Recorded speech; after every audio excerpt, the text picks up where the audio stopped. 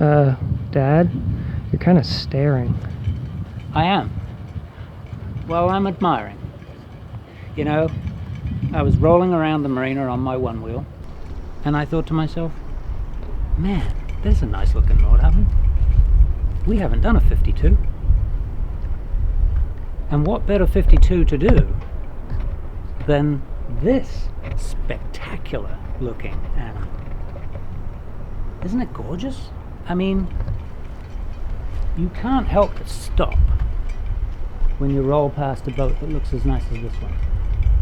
So I thought we'd hunt for the key, let ourselves in, and do a little walkthrough video, because I know everybody's been waiting for almost a year now, because Matthew was so slow on putting the other one together, which wasn't a Nordhavn, by the way. Yeah, thanks.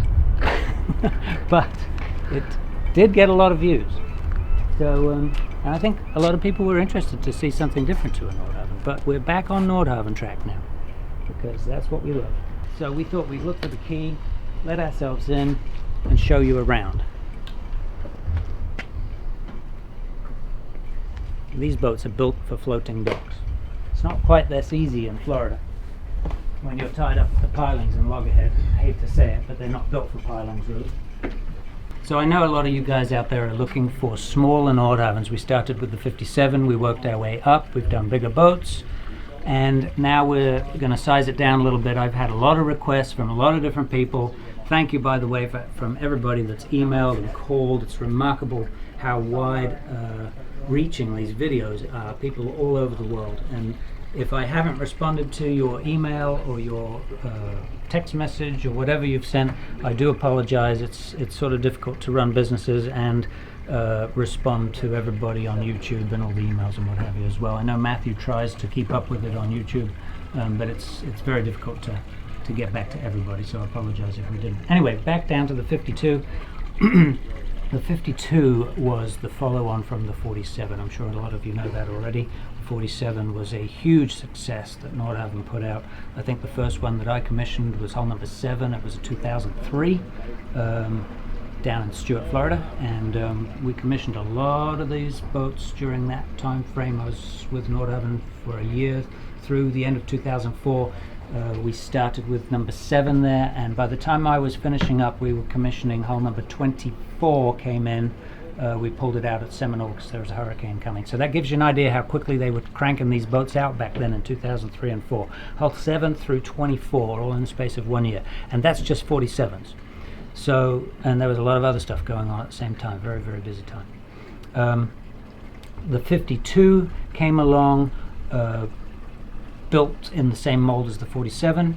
One of the big complaints on the 47 was the cockpit. The cockpit on a 47 is tiny. I've had quite a few people, 47 owners, that complained to me and thought about buying a bigger boat, simply because when you're out at the end of the day and you want to put your chairs out, your table, and have a cocktail, sit out here and talk to people on the dock or whatever, the 47 just hasn't really got the room. There's room enough for 2 chairs and a very small table. If you move up to the 52, of course, you've got lots of space back here. And the huge swim step, as you saw as I rolled up to the boat. So before I go any further, I just want to give a big shout out to Sean and Marilee. I think it's 5-star detailing. This boat shines like no other boat on this dock. It's amazing. And Sean has been looking after this boat from the original owner, I believe. Not allowed to talk about the original owner because he's a very private guy, but he was a very well-known musician, and you know, he bought this boat new from Frank Dirksen. It's a 2011, so it's hard to believe that this is 12 years old already. It's hull number 64, I think. Oh, let me check. Yep, hull number 64, and you know, apart from the occasional little blends that you can see, which is pretty standard on most Nordhavns. I was standing on the dock looking at the shine, and I could see some blend marks around the transom here where they put the transom on. Other than that, I mean, it is remarkable, really. It looks very much like a new boat. So it just goes to show, with a little effort, you can keep your Nordhavn looking like new.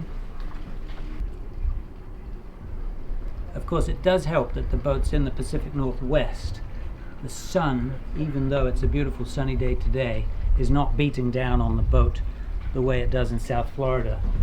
It's oppressive down there. The UV really takes its toll on the boats. But when you have a boat up here in the Pacific Northwest, other than the green from all the rain, it doesn't harm the gel coat quite as badly as it does in South Florida. Okay, so one thing that I do notice on these boats when people have mats on board, so there's a Nordhavn mat here and there's a Yacht Tech mat over there. I will mention this simply because people make this mistake all the time. They put mats down and they leave them down, especially up here, I think, where it's wet a lot of the time. It's very wet under there. And I can tell you right now, many times I've been on Nordhavns with this non-skid and people have left mats down, and the gel coat will get blistered, it'll get cracked, and it's not a good idea to leave mats on the non-skid for a long period of time. Before I go on anymore, I just want to also say thank you very much to the owner of this boat, Chris, who very kindly, and her husband, Gary, for allowing us to do this video. She's kindly opened the boat up for us and said help yourself if you want to do a video of the 52. So we've got a nice little barbecue grill back here. No. No aft control station there. Could be an aft control station, but apparently it's not. That's funny. I should have checked. My goodness, the stainless steel is shiny. So we sold this boat to Chris about 3 years ago, right? Jason, was about 2 years ago. 2 years ago. They, Chris and her husband Gary, had a 40 Nordhavn that they had cruised extensively up to Alaska with their kids, and they were looking to make a change. So I brought some people along and we took the 40 off of their hands. Dan and Julie bought that 40. It's called Coastal Raven. Dan and Julie are presently cruising up in Alaska on the boat. They've been gone now for about 3 months.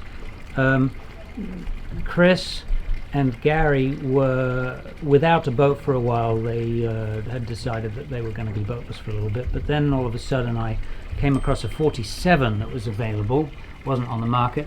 Got them very excited about that 47, and the owner decided after they made an offer on it that he wasn't going to sell. How disappointing.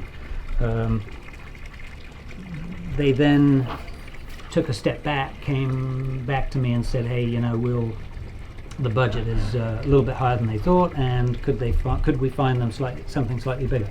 So we ended up tracking down this 52, and they made a run at it, and of course succeeded. And last year they took it to Alaska and were so happy that they had so much more space on this 52 than they did on their 40 the last time they were up there with their kids, and the kids loved it. Not to talk about the bad points on the boats, because we don't want to harp on things that aren't quite right, but this particular boat has a very open area under this big swim step. This swim step is fantastic. It's gorgeous. I'm sure the kids love swimming off of here, and it's great for kayaking and getting on and off the dinghy. However, I will say that when you're in an anchorage and there's a swell coming in, I think we talked about this in one of the other videos, there's a lot of area under here to catch swells, and it slams. And I haven't actually experienced it on a 52, but I would imagine that 55 particularly has a problem with that extended swim step, and it rattles the whole boat when you're on board and there's a swell gets underneath that swim step. Man, does it shake the boat. So I'm thinking that this probably does the same thing. Could be fixed, of course. The people that owned Mermaid Monster previously to Brooke and Braden, they put an attenuator on the back of that 55, and it made a huge difference. Douglas and Linda, thank you, Linda, for watching. You'll notice that Chris is the owner of this boat, not Gary. 2 fuel tanks on this boat, 2 diesel tanks totaling about 1,800 gallons of fuel. Starboard right there. If you spill it, it's in the gutter, and guess what? It's right down the deck drain. So don't spill.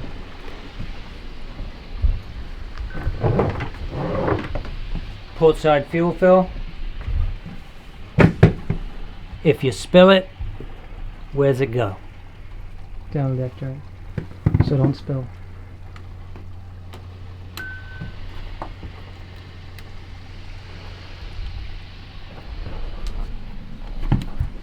What are you doing? I'm trying to pull that stone out, but it's not coming. I can't stand it. It's going to drive me crazy now. There's a stone in your deck drain, Chris. I mean, Gary. Gary, get rid of that stone. I have to go back and get my tools. Yeah, no, not impressed with that, really. Neither would the EPA be. Okay, we are going to take a tour around the outside of the boat first while the sun is out and it's gorgeous. We'll make the most of that. One last thing in the cockpit here. You'll notice that we have an extended cockpit, obviously, and we also have, to go along with that, we have 2 hose pipes on both port and starboard. Some of the early boats, the 47s, the hose pipes were not very strong, and I have seen those hose pipes folded. These, I think, have been beefed up and probably have webs inside them, and I'm sure that they're stronger. But you do have to be careful on some of the early 47s because they look beefy and tough, but they're not as strong as they look. So you've got to be really careful if you're towing a heavy dinghy with that center cleat in the back. They will fold inside out. Right, Jason? Yes, sir. Another thing to pay attention to on this boat, it's a single walk around. It's an asymmetric boat, single walk around, and you have a boarding access door right here. We've talked about this before. The doors open outwards. When you have a door that opens outwards and the handle, I don't know if you can see that, that handle is the first thing to hit a piling when you come in or out of a dock. So fine if you're in a marina like this where you've got floating docks, but the first thing you want to do when you're maneuvering around the docks is get this door closed.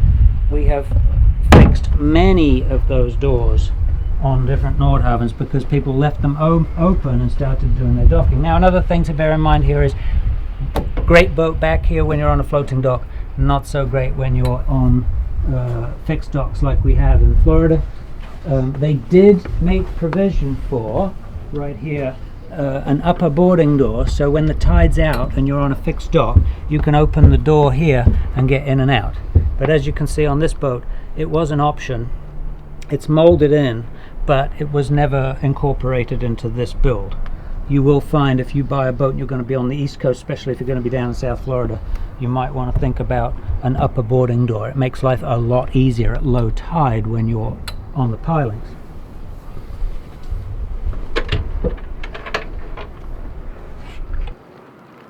Solid door, funky little catch. These catches get bent all the time and the gel coat gets damaged right there because people leave that catch out, the door gets closed and you end up with a chip in the gel coat and a bent barrel bolt. Happens all the time. And also I thought this was a little cheesy here, you know, this little rubber stop that obviously is falling apart on this boat's ready for a new stop. But that's all that stops this from banging on the Lumar hatch there, which seems a bit funky, but it does the job, and every once in a while you have to change it. Simple, effective. Remember to change it before it starts hitting the Lumar hatch. What have we got out here? So aft hookup on this boat, and also a forward shore power hookup. So we've got air conditioning, we've got ship, we've got telephone, which nobody uses anymore. And there's also a 120 volt hookup. So if all you've got is 30 amp on the dock that's that you're at, you can actually plug in with a 30 amp cord, 110 volt. That in turn goes into the isolation transformer. You can select the taps on there to bump that up to 240 volts. So you've only got 15 amps at 240, which is just about enough to run a battery charger. But if you're cruising this boat up in Alaska or places where there's only a 30 amp 110 available, you can do it if you need to leave the boat with a battery charger running. That one over there is probably just water, salt and fresh perhaps. Yep, salt and fresh. And then up here on the bow we've got our windlass, obviously Maxwell 3500, the black and grey water vents right here, one on starboard, one on starboard port, and which can be interesting. I don't know about this boat, but some of the boats didn't come with grey and black filters. hit carbon filters. And of course, when you're at anchor and somebody flushes the toilet, if you don't have a filter, you know, you can smell that wafting back across the deck. Also, which we have found, when you've got this hatch open and somebody flushes the toilet, or somebody's doing laundry and the grey water tank stinks, you know, that air is coming out and getting scooped right up into this hatch and through the boat. Had that, interestingly, on a boat in the Bahamas the other day. We just sold a 64, and man, that boat stank. It stank, and we couldn't find the stink, and it occurred to me that it was happening every time somebody did laundry on the boat. Finally, I figured out that the grey water vent was in the Portuguese bridge right here. This was a 64, and it took us a while to figure this out. The grey water vent was really stinky every time somebody did laundry or had a shower, but particularly with laundry, because there's a lot of water going in there. And there was an intake right next to it with a fan sucking air into the master stateroom and the crew cabin down below. It was taking that grey water, stinky grey water air, and pumping it right down into the boat. Yeah, not an impressive design. But anyway, nothing that a vent filter won't sort out. So we've got, on this boat, we've got storage lockers on port and starboard here. Nice size storage lockers. And then we just put new chain on this boat. The boat was out of the water about a month ago at Pacific Marine Center. We pulled it out to do a bottom job, and we changed the chain at the same time. We did stabilizers. We did the yearly maintenance. In fact, it had been 2 years. So I wanted to talk a little bit about boatyard experiences up here in the Pacific Northwest, as well as Florida. Might do that in another video. Certainly, if anybody's got questions about where to haul out and what to expect in these places, particularly here in Anacortes and Lacona, we've been hauling boats out here, and I certainly have some experiences to share with people. So rather than put it in the video, though, call me up and we'll certainly talk to you about what to expect if you're hauling out up here to have some work done. Pristine chain locker. Let me see if I can capture it. It's pretty low light down there.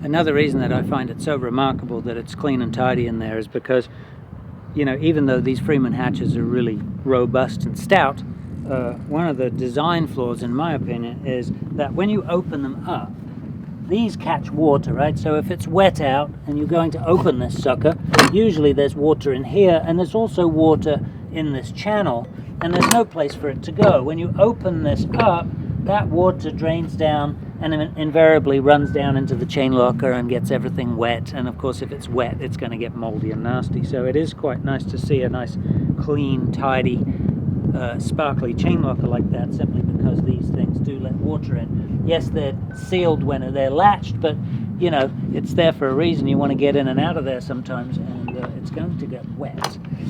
I've also found that some of the early boats, these were not sealed down, they were put down, they were bedded on silicone or 5200, and they have come free. I have had to put these back on again because they came off. No fasteners holding this on. In fact, now that I've said that, I'm going to stick my nose in here and see if this one has fasteners. Nope, no fasteners. The only thing holding that in is silicone.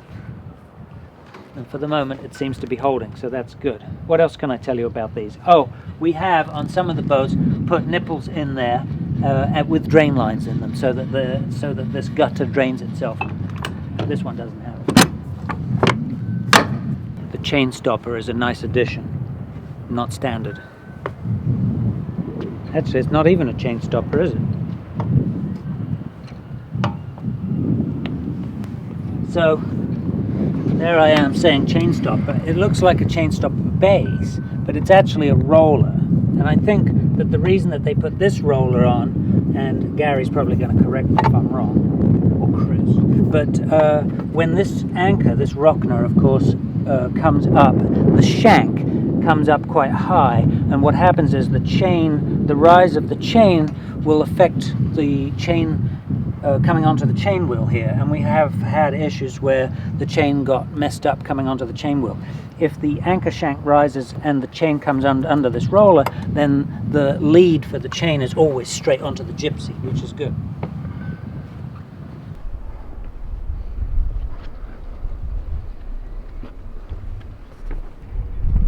The water fill right there.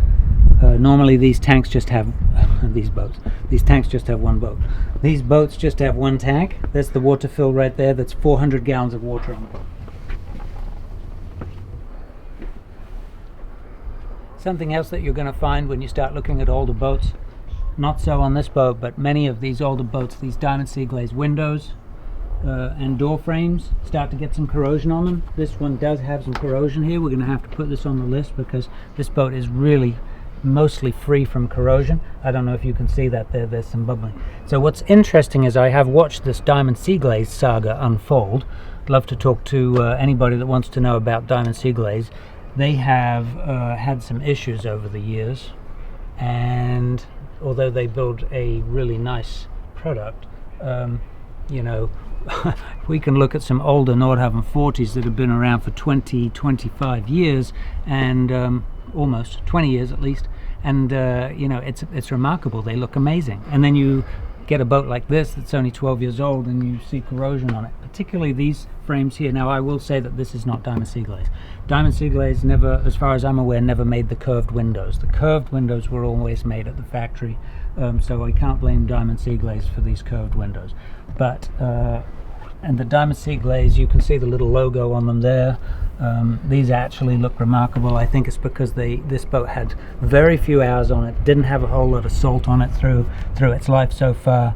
I think when Chris and Gary bought the boat had less than 500 hours on it, so that's probably the reason that these windows are in such nice shape. Now, if you have these aluminum doors and window frames, I mean, the best thing that you can do to keep them in nice shape is make sure that you keep them clean, keep the salt off of them, and whenever you come in to the marina, make sure that you wash the salt off. Make sure that you clean your windshield wipers up, and but particularly in all the nooks and crannies around these opening windows. These are nice inside to get a little breeze through the boat, but what a pain when they start to corrode. Very, very difficult to make them look factory and get paint on them, make them look as nice as this. This boat really does look spectacular. Again, we need to touch up that other door. This one doesn't have any corrosion on it, and these corner window frames don't either, so remarkable.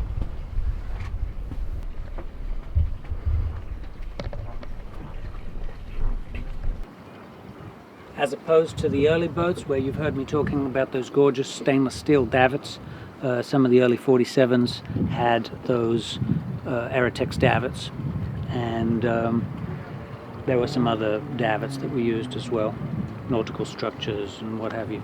But of course everything's moved on to steelhead now, and although, you know, I did say at one point, you know, I don't like steelhead because of the corrosion and what have you, if you look after your steelhead, it really can look quite nice. This davit has plastic shrouds on it, plastic shrouds on the top, and of course it's been kept in great shape. It looks fantastic.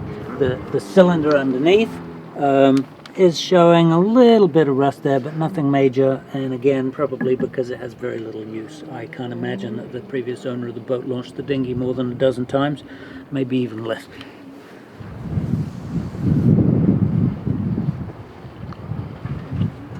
The flybridge on this boat is pretty sparse, wasn't used very much, and as you can see, it doesn't have a top on it, simply because people tend not to use flybridges up here in the Pacific Northwest. Most people don't even bother with a flybridge. There are a lot of non-flybridge Nordhavns up in this neck of the woods. Quite difficult to sell a non-flybridge Nordhavn over on the East Coast because everybody wants to go to the Bahamas. If you're buying a boat on the East Coast, Bahamas is probably on your to-do list. You don't necessarily want to be in the Bahamas and not have a flybridge to hang out on. And also when you're coming into an island or through a reef, it's quite nice to be up top looking down on the reef rather than out of the pilot house or on the Portuguese bridge. So, but up here nobody's really worried about reef or clear water, and the reality is there aren't very many days of the year where you're going to be up cruising around on a flybridge anyway. So, although this has one, it never had the top, and I think it's been very lightly used. A lot of real estate up on this stack. It's quite a big stack. In fact, when you look at the profile of a 52, oftentimes I've looked at it and thought, my goodness, that stack looks like it's too big for the boat. It does look a bit oversized, but it has a lot of real estate for radars and domes and satellite compasses and TV antennas, VHF antennas, and all of that stuff. So, and as you can see here, some people say, well, how the heck do you get up there to work on anything? As you can see here, they've actually put steps on there, and although the covers are, I can probably get up there and show you. If you put steps in the right places. You're gonna have to speak louder when you get up there. It makes it fairly easy to get up here and work on polishing the radar bases and the satellite domes and the bracketry up here. And I gotta tell you, it's quite remarkable. There's very little corrosion up here because I think Sean has been up here on a fairly regular basis over the last 12 years.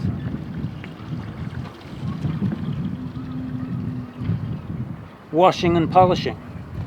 It all looks pretty good. I think Gary has been up here straightening out his radars for the video. And it's so waxy up here, it's actually a little bit slippery. As you can see, not too difficult to get up and down. For you. If you're sprightly like me.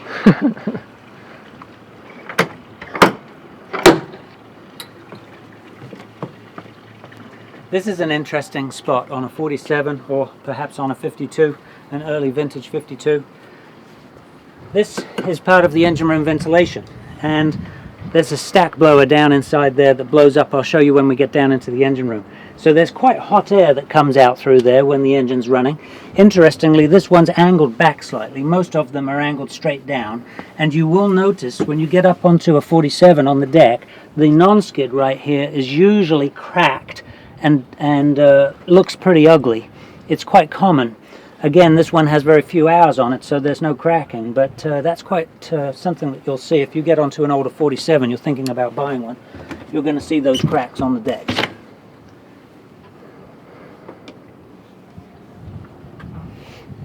When I'm looking at a 47 or an older boat, I always like to stick, certainly if I'm helping somebody buy one, I always like to stick my nose in here and see what's going on.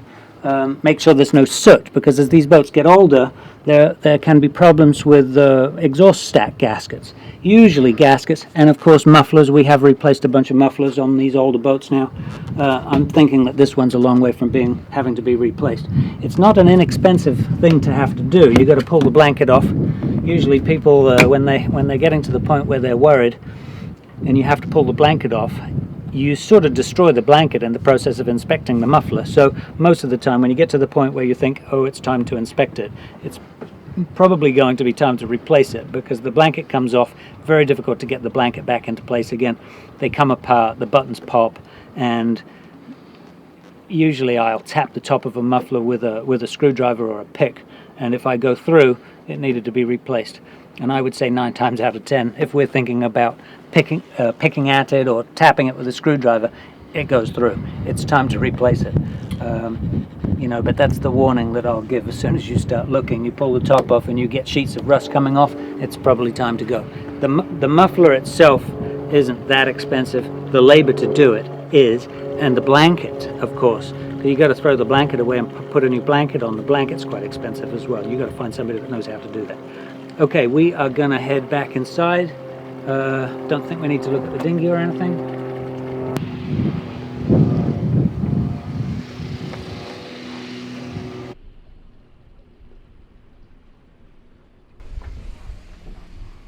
Okay, and we are going to head inside and take a look around. Now, don't touch anything, Matthew, because the place is spotless.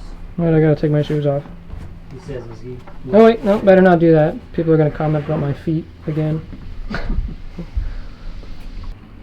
This salon is quite remarkable. This is the same as a 47. Obviously the 52 has the bigger cockpit. This is a 47, and it is really quite spacious. For a smaller Nordhavn, I hate to say that because the owners will be upset. Sorry, Chris. But it is a smaller Nordhavn, bigger than your last one. But I gotta say, this salon is quite wide, partly due to the fact that it only has a single side walk around, something that Nordhavn's famous for, right? They started that on the 46 in the early days. We don't have a walk around on the port side, which means that we've got lots of space here. We've got plenty of space for 2 easy chairs. A lot of people want to have easy chairs. They don't want a couch here, but some of the 47s have a couch in this area. I quite like the couch too.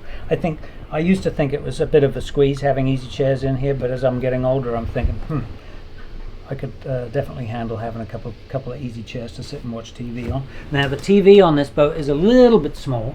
They didn't put these in the early ones, but the later ones they put this angle here on the back of the couch, and there's a pop-up TV in here, probably house about a 32-inch TV. I know some people have put TVs on here, which is sort of a bit awkward for a viewing angle. This couch is comfortable, really nice for 2 couples to sit in here and have dinner and while the evening away with a cocktail. Yeah, it really is quite nice. It looks like new in here, it really does. I mean, the woodwork is spectacular, the cushions look gorgeous, everything looks great. This boat, I think I mentioned that Frank and I sold this boat to Chris and her husband Gary a couple of years ago now, and I don't really want to turn these videos into sales videos. They are partly marketing videos, of course. We do work pretty hard on Nordhavns in South Florida and up here as well now, but I know these videos are out there for the long term, so we don't really talk about boats that we have for sale. But in this video I will just mention that about a year or so ago there is a 52, a famous 52 out there, probably one of the most famous Nordhavns out there, Dirona, that you've probably all heard of. I'm sure if you're watching YouTube you've seen Dirona's videos, James and Jennifer Hamilton. They were kind enough to allow Yacht Tech to represent them in selling the boat about a year ago. James got offered a job back up in Seattle, of course. You probably already know who he works for. He took off, left the boat in Charleston, and needed somebody to handle the unloading of the boat, the prepping of the boat for sale, and handling the sale of the boat for him. He really didn't want to have to do anything. He just wanted somebody to bring him a check, and he entrusted me to do that for him. So we took Dirona down to North Palm Beach and we stripped it out. We sent him all his stuff back. We went through the boat with a fine-tooth comb. We detailed all the woodwork. We took out all the cushions and replaced them. The deal I had with James was he told me how much he wanted for the boat and left me to do the rest. So I knew that if we went through that boat and did some work, because obviously the boat has a few hours on it, as you can imagine, and quite a lot of wear on the cushions and what have you, and carpets and mattresses and all the rest of it. I knew that to get that boat sold and get the best price for the boat, we needed to get some work done. So Yacht Tech ended up spending, I don't know, $150,000, $160,000 on that boat to get it ready for sale. Got all new carpets, new cushions, new mattresses, we took the stabilizers out, we pulled the boat out of the water, we pulled the shaft out, we checked the cutlass bearings, we inspected the shaft, we went through the engines and generators and serviced everything. The water maker, the furnace, we put a new computer in the boat. Obviously James is big into computers. We took his computer out, we put a new computer in, we put an update to time0 in. We put the boat through its paces. Again, not that James hadn't, or Jennifer, but we wanted to be sure of what we were selling, and I stand behind what I sell, so I wanted to be sure about what was being put out there. Anyway, the people that bought Dirona have had a change of heart. They actually didn't realize what it takes to run a boat and be on board 52 weeks of the year, and I think they've decided that they want a smaller boat and a house to go with it. So living on board isn't something that they're going to be doing, and Dirona is back available again. So if you like the look of what you see in this video on this 52, give us a call, because Dirona is available. She's sitting up in the Chesapeake Bay right now, and she is looking gorgeous. I could run through more stuff that we did on the boat, but look at the listing. I'm sure you'll see it. New batteries. We took it out and painted the bottom. You know, she's stripped the cap rail off and revarnished it, and all of those good things. Anyway, let's continue on through the boat here. Okay, so we have a washer dryer in here. Well, Gary's a bit of an entertainer. Thank you, Gary. Appreciate that. Okay, yeah. We'll clean up that mess in a minute. What do you have to say to him? Thanks, Gary. How long did it take you to set that up? And I'm going to be off track now. Okay, so we've got this is pretty cool. You don't get this on every boat. Pull out storage, top and bottom, and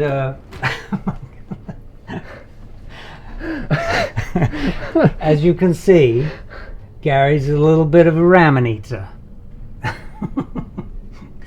He must have gone to Costco before he set the boat up for the video.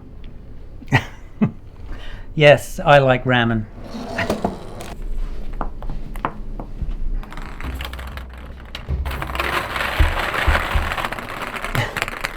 Where on earth did you get all these ping pong balls from?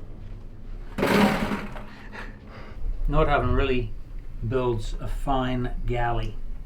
Everything's at hand. And the 47s, I think all of them had granite countertops. The 52s also seem to all have granite, Chinese granite. This is all, I think, I don't know where this came from, but I do know that some of the 47s, the granite was from over there, and it wasn't the best quality. This granite seems like it's pretty nice. I don't see any marks where they polished the granite. I also don't see any cracks here. You will find that on some of those boats where they've got double sinks like this, there tends to be some movement, and you end up getting cracks across here. There are no cracks in this countertop. It's gorgeous. There is a seam there that you can see. Obviously it's fairly visible, and here too, but that's okay, because if there is some movement and you've got a seam, it prevents cracking, so that's a good thing. Similar to the 47s in the storage area at the back here. We already showed you the ping pong balls in here, and we showed you the pull-out pantries. We've got a regular stand-up sub-zero refrigerator, and freezer drawers at the bottom with ice maker, trash compactor, dishwasher, oven, propane on this boat obviously, electric oven, and plenty of storage in the back there. And it's not too high, as opposed to like the 57 where the cupboards are way up there. These are a pretty good height.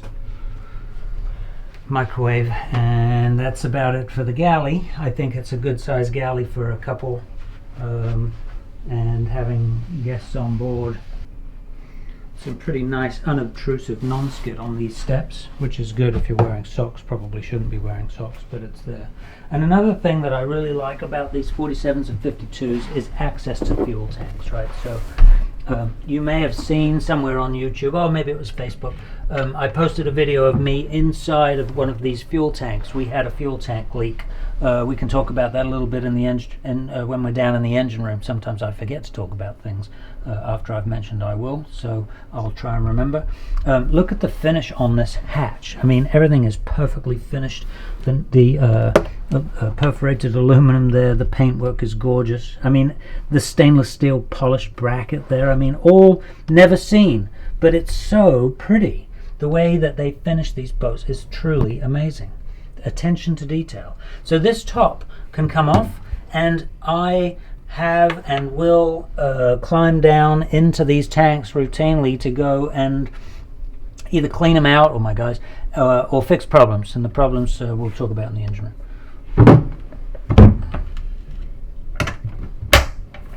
Even though the boats are lovely, they're not without their issues.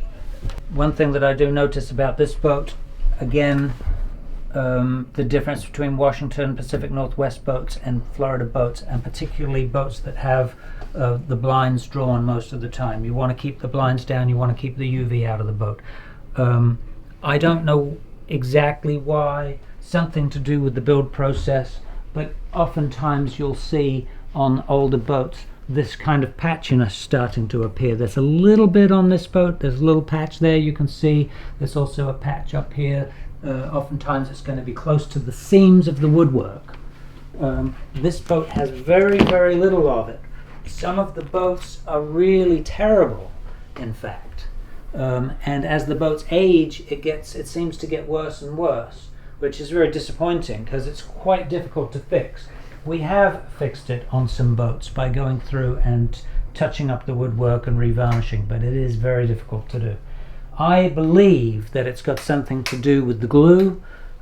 When they clean the wood before they put the varnish on, perhaps some of the glue comes out of the joints and gets smeared into the wood with a rag.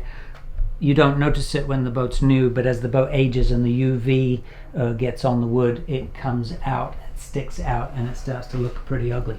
So you're going to see that on some older boats. If you keep the blinds on the windows, keep the blinds drawn, keep the UV out, it'll help to prevent that from happening. Yeah, so there's another little patch there you can see starting on the woodwork there, which doesn't look terrible, but again, anybody that's looked at an older 47, 50, even some of the 46s, the woodwork, you'll notice does get quite patchy. Some things that you don't see on a lot of boats, but then they sort of pop up and you think, oh, that's really cool. Things like this. I haven't actually seen that on an Nordhavn 47 or a 52. Maybe I just missed it, but you know, every time I get on a new boat and I start looking around, I think, wow, that's really cool. They're custom. They'll do something for you for one person and then you never see it again. Like I said in another video, many people have said, once you see one Nordhavn, you've seen one Nordhavn. Nice little chart table. Not that people use paper charts very often anymore, but it's there. Isn't that good? I like that. It looks like it's about the right size for a Yacht Tech chart book. And what have we got here? Oh, how cool is that? Hold on, I'm gonna... I never noticed that before. A full-size chart storage roll. That is wild. Huh. I've never seen that on a Nordhavn before. All kinds of space for computers and what have you. I have seen this locker being used as a file cabinet.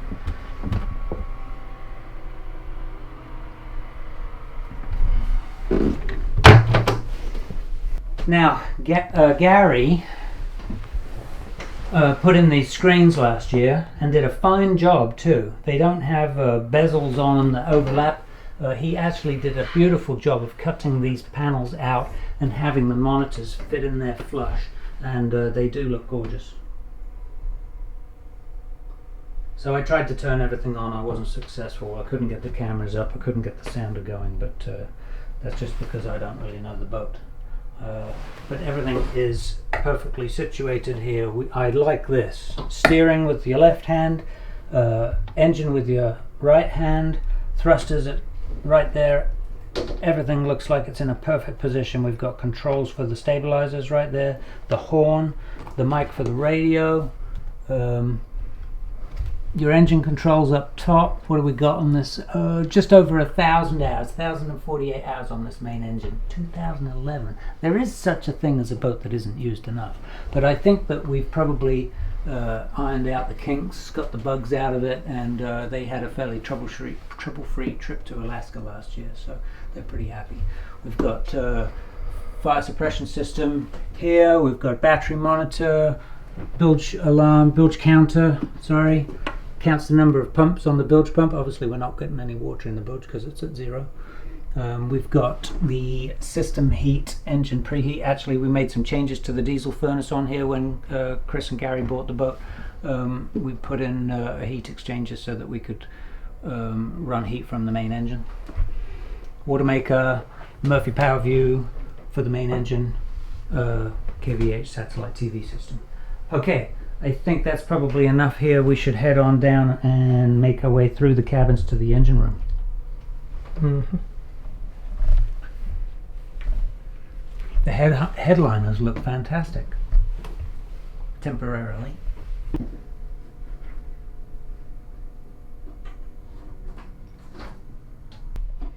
So you'll see coming down here there is a Sub-Zero refrigerator with a little freezer section at the bottom, so that gives you a little bit of extra freezer storage.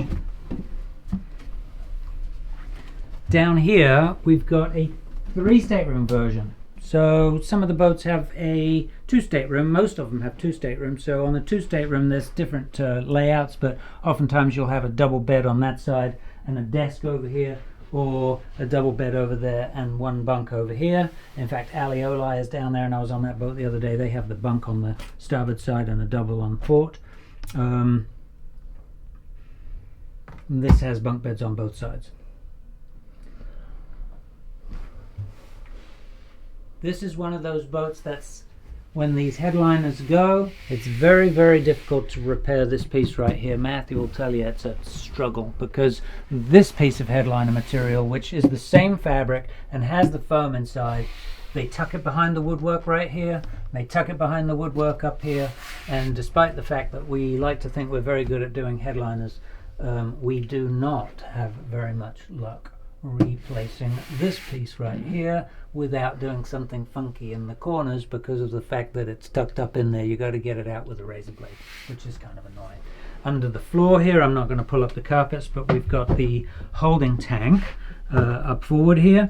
This area tends to get rather smelly when the hoses get old, and of course we've talked about toilet hoses before. Toilet hoses don't last forever. They do not use the best quality toilet hose on these boats, although this one does have fairly good quality toilet hose. I can detect a little bit of odor under there.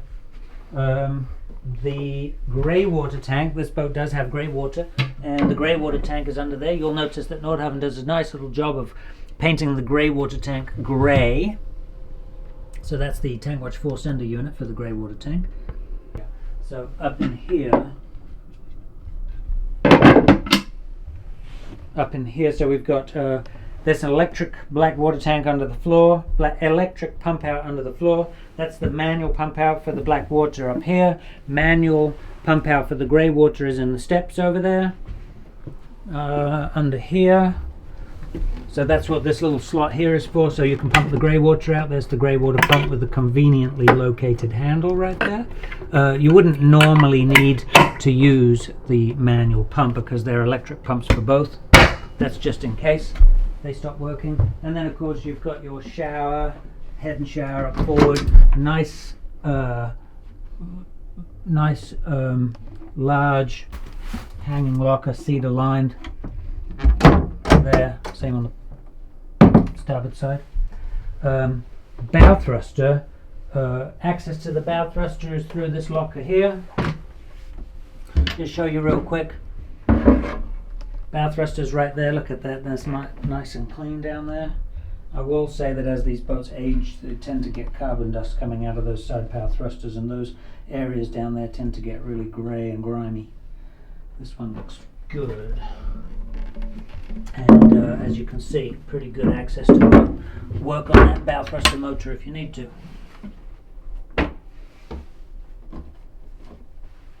Tecna heads. Nice high-end fittings, thermostatically controlled shower controls, all growy, which is very nice. You must remember to close and latch these doors. That goes out to the chain locker, which is kind of an odd thing, but it goes through the bulkhead, and there's a fan out there to suck the air out, the steam, and it just goes into the chain locker. This has a latch up here. Don't forget to latch it when you're at sea, because otherwise it'll bang back and forth. And This boat has a diesel furnace in it with these are all controllers for the different cabins so that you can get nice warm dry air. This is definitely a Pacific Northwest boat. Some people want wood everywhere, but the reality is I quite like the fact that they've got wood on the cabin side of the door and they've got white melamine on the inside of the door, because wherever you have white melamine it really lightens the boat up, and of course that's an area where you want it to be nice and light in the head and shower, so I like the fact that they did that. These bunks, I'm just going to show you here because they are just big enough. I'm not quite 6 feet, right? I'm about 5'10", and you can see my head is 2-3 inches from the bulkhead there, and my feet probably 4. So, you know, for anybody over 6 feet tall, you're not going to be sleeping in there without folding yourself up, which is kind of a little awkward, but ooh, I like that.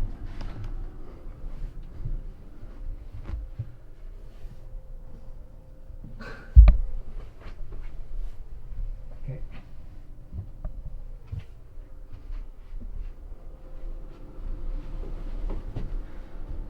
Okay. The master stateroom. The master stateroom on this 52 has big hull ports. Nice big hull ports, lots of light. Okay, there's nothing up top. You've got a little hatch up there that opens into the Portuguese bridge. I forgot to mention this when we were up there, but there's a slot up there. Early boats had complaints of not having enough air coming through, so they put this in on some of them, and you can get air when you're at anchor down through from the Portuguese bridge. These hull ports are opening, so you can open them up and get air through that way. Storage there, actually this goes in under the galley area, and as you can see the bed is a walk-around queen. It's centerline, well it's probably off to port a little bit, but you've got your feet forward, and it's really quite a comfortable place to sleep. It is right next to the engine room, but it's really not that noisy. There's lots of sound insulation. This door keeps the noise down pretty good. It's got dogs on it, so you're dogging it against the seals. This was an upgrade, having the teak on the inside of the door, which again looks nice. I fixed it, Gary. Chris. Okay. And the master head, also with granite. You've got your black and grey water, your fresh water. So black water on this boat is about 120 gallons, I think. Grey water is about 110 gallons. Water tank is 400 gallons. Those are the controls to pump the tank out, and there's your head and shower. Let me just turn the lights on. Oh, it's all spotless. My goodness, they've done a nice job. Gary, very impressive. I bet Gary didn't clean it.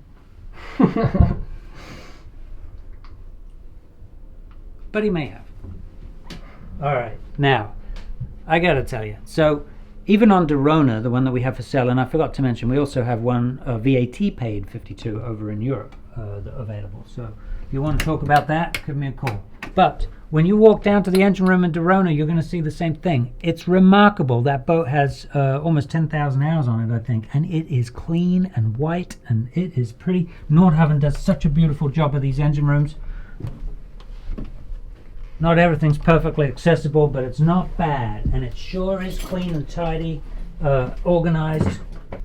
How clean? Do you need to adjust the lens or anything? It is bright down here. I almost need my sunglasses. Yeah, maybe. Hang on. It's a little better. Okay. Yeah? Yeah. Okay, so Yacht Tech, when we sold this boat to Chris, we put the LEDs in, and boy, does that make a difference. A, it doesn't use anywhere near as much power as the old fluorescent lights, and B, man, you need your sunglasses down here. Certainly enables you to see problems when they arise, like fuel leaks and things like that. We did have a fuel leak down here, I think, that we have solved. Oh, no, still leaking. Look at that. How annoying. Sorry, guys. We will get it fixed. Jason! I think we might need to drain the fuel out and reseal that fitting in the bottom of the tank. I think that's probably what it is. Nothing worse than a fuel leak on a boat, right? Well, I guess sinking is worse. How pretty. That's the day tank. Probably 70 or so gallons in there. This boat has Baltimore regulator on its main alternator. I switched this alternator out for them last year before they went to Alaska. Nice big alternator, keeps up no problem with the demands on the boat. Look at all this beautiful trim work and the perforated aluminum, the sound insulation. As with many Nordhavns, we talked about this before, not such an issue up here in the Pacific Northwest because it's quite cool up here, but the ventilation systems on these boats leaves a little to be desired.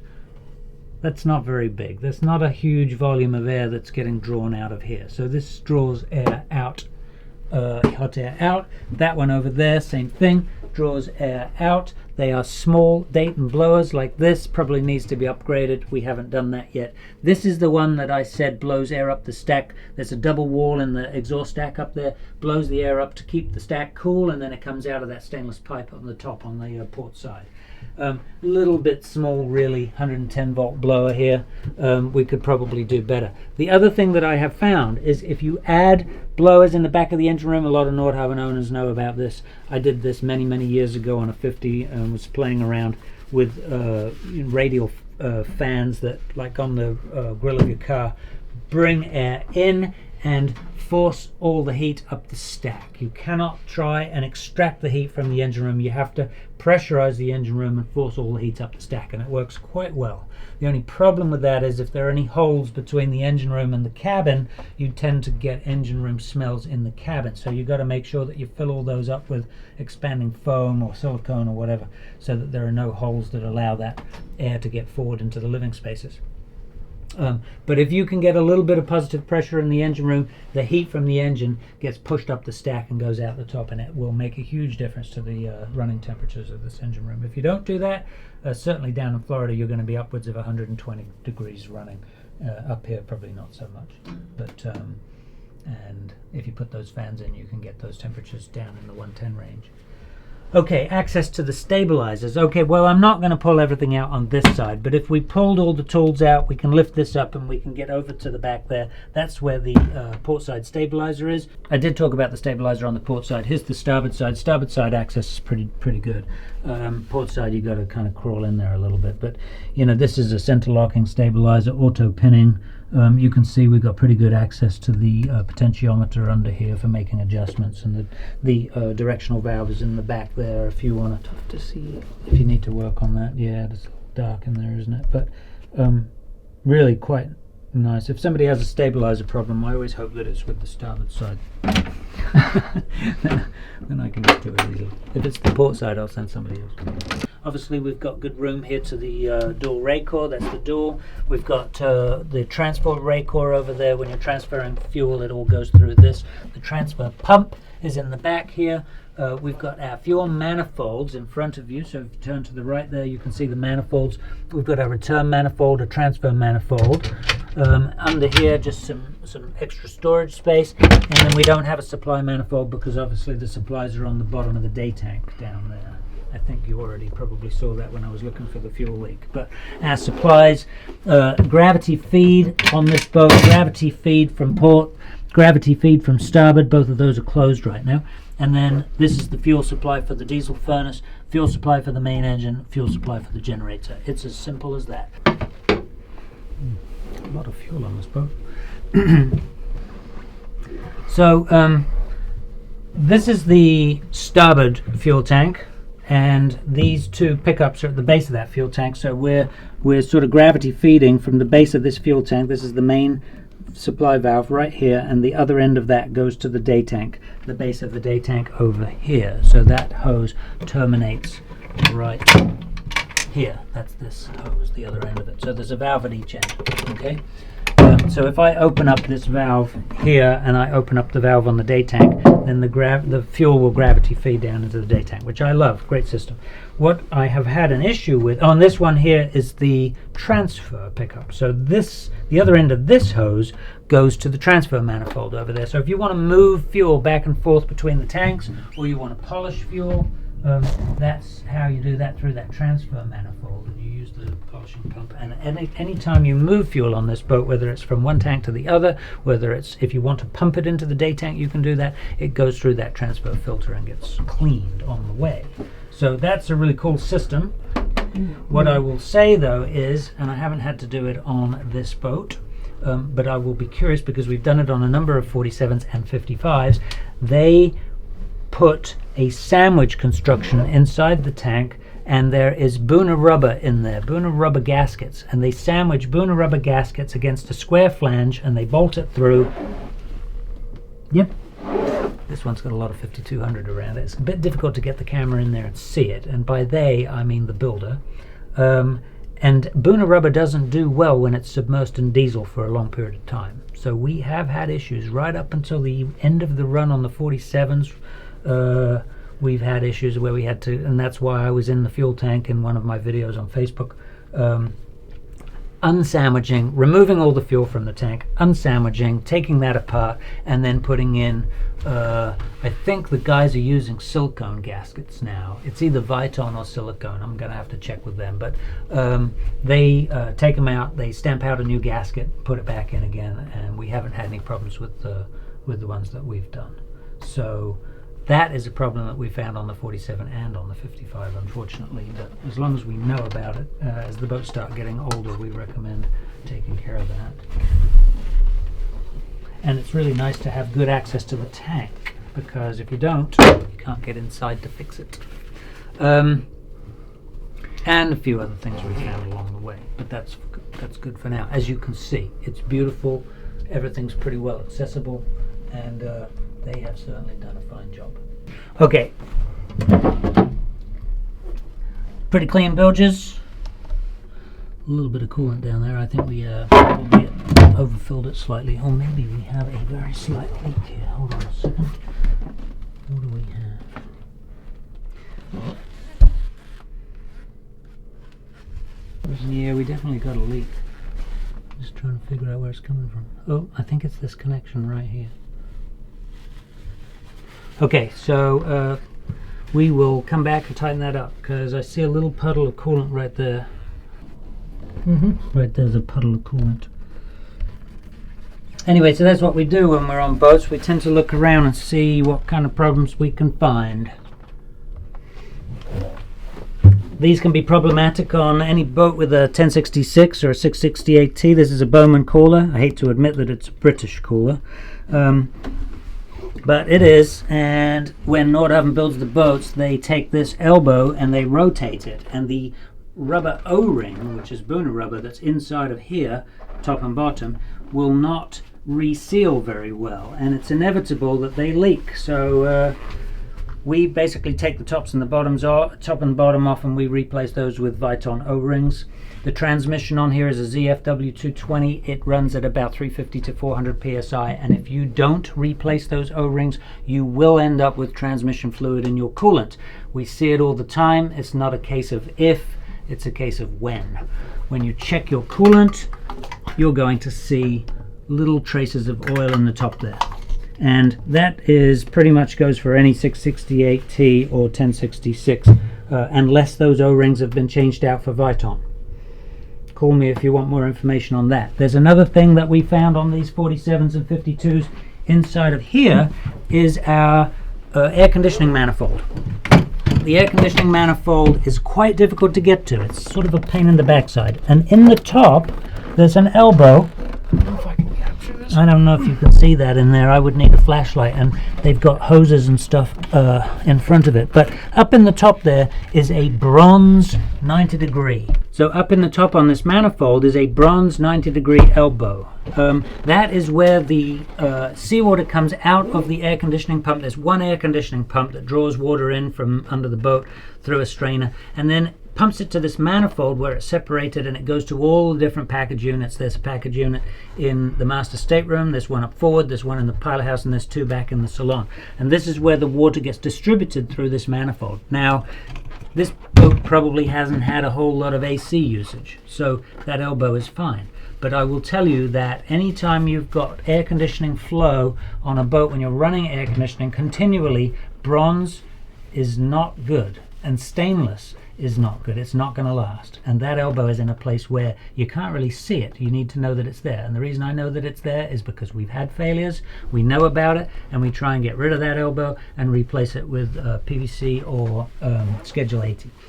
Something that is impervious to corrosion, so that, because it's hidden away. And if that sucker goes, that air conditioning pump is moving a lot of water. Brass is bad. Brass has zinc in it. And you know what zinc does.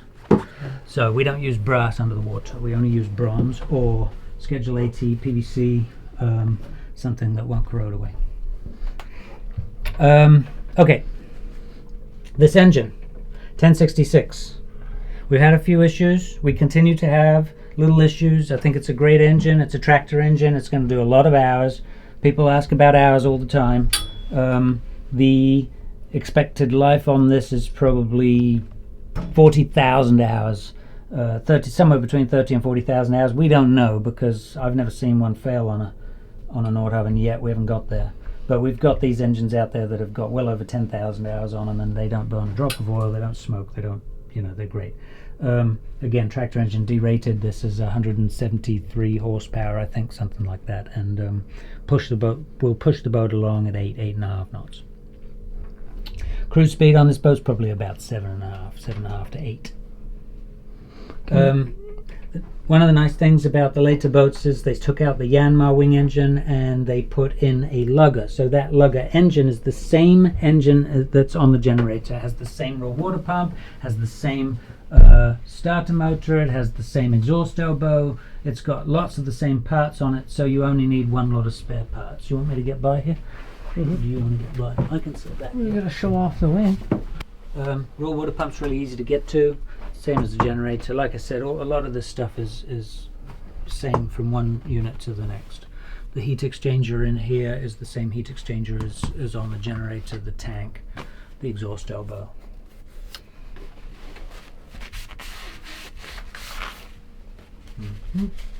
These crack often. They crack when they're new. The original elbow would have been cast iron, and they do crack, split, and they will let you down, make a big old mess. Underneath that shelf in the back over there in that corner is where the air conditioning pump is located. The bilge pump is also under there, under the little dog basket. These are the strainers for the intakes for the air conditioning and for the generator. All of the intakes are in the shaft alley, which is under Matthew's knees down there. And this is where the 52 really shines in the back here. We've got all kinds of space back there. You get the lights on. Did we put... Mm-hmm. Oh yeah, we did. LED lights back here as well. Oh, nice and bright.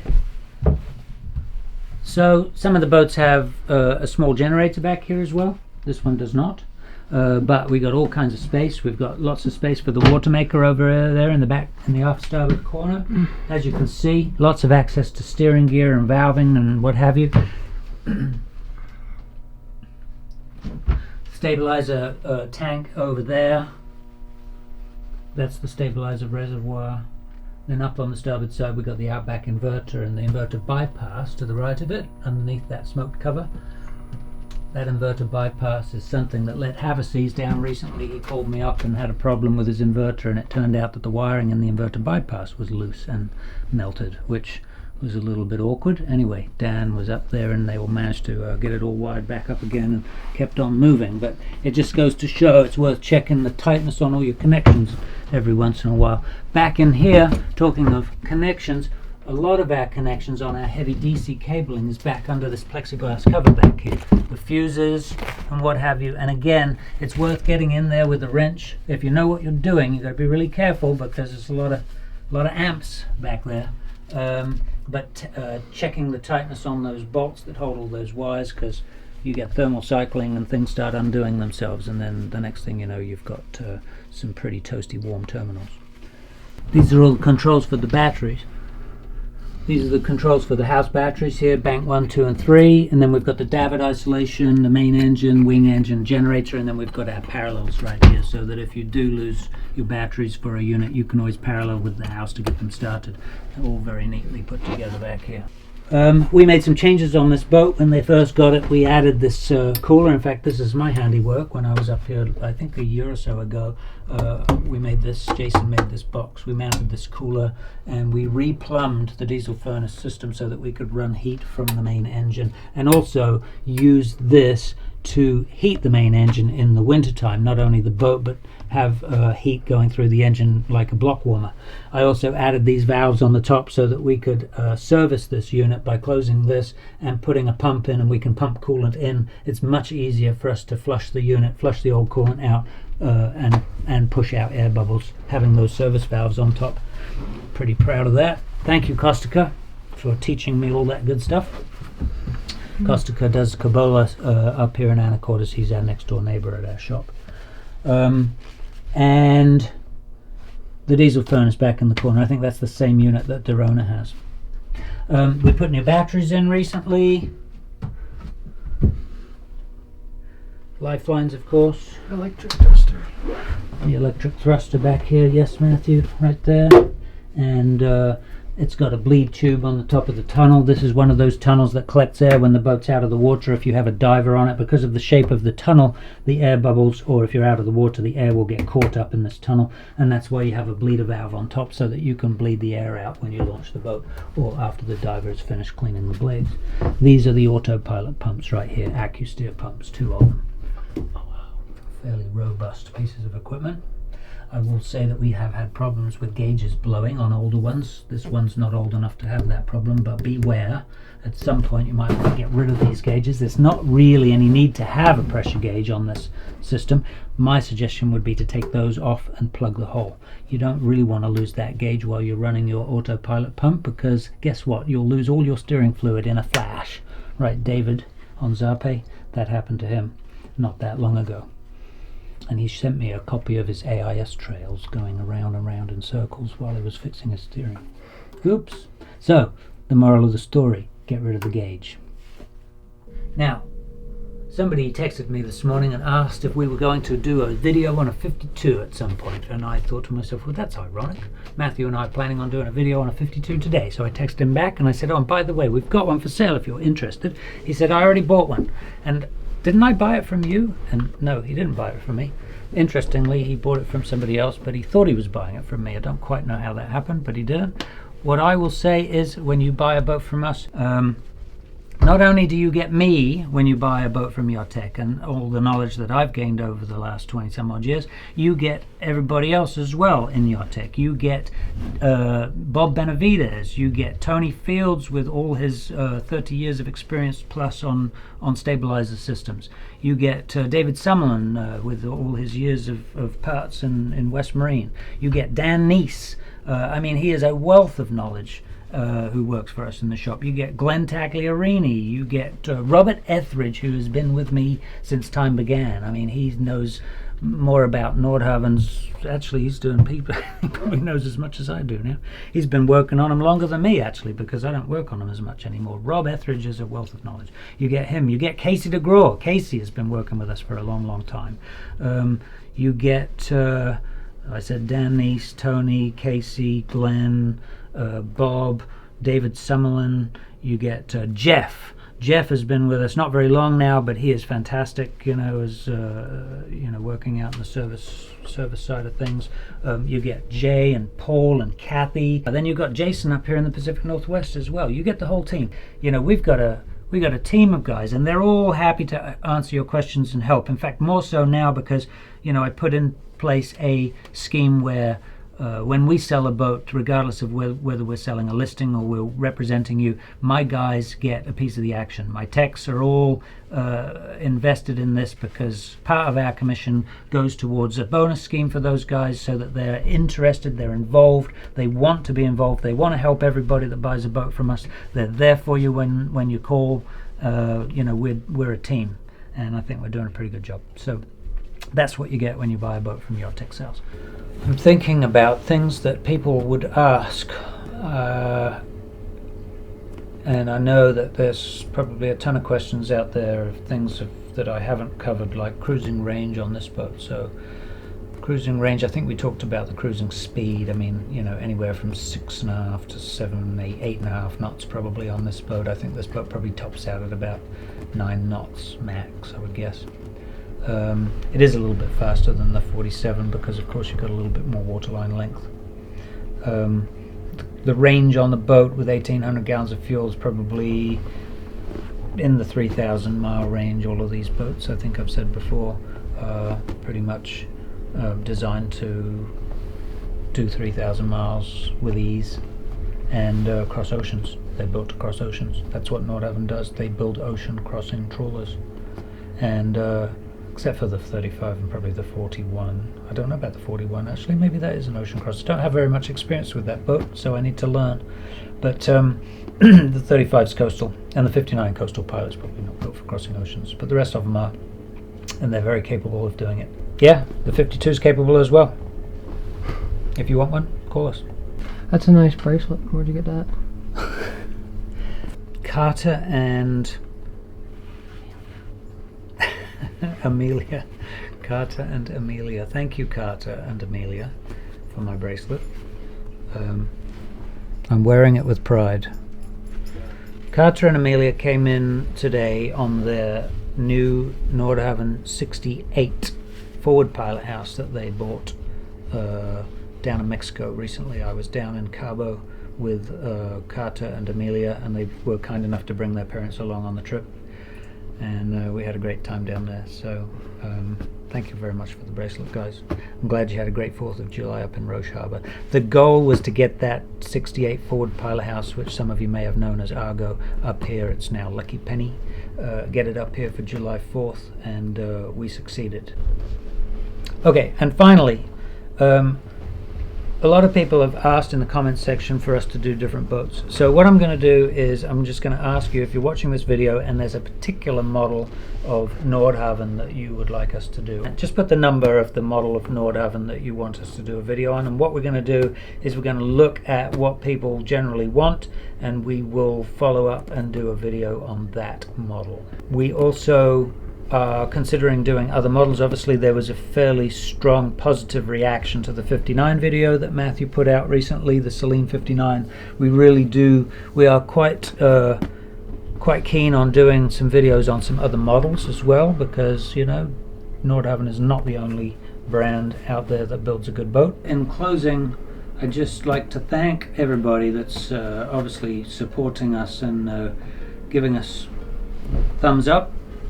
And I'd like to thank Gary and Chris for allowing us to show their boat. Obviously they have no intention of selling this beautiful machine. They are loving the boat and want to continue on cruising, and all the time that we have customers that want to go cruising, I encourage that. Life is short, the clock is ticking. Go out and cruise while you can. I'm James Knight, Matthew behind the camera. Have a great night. Thanks for watching.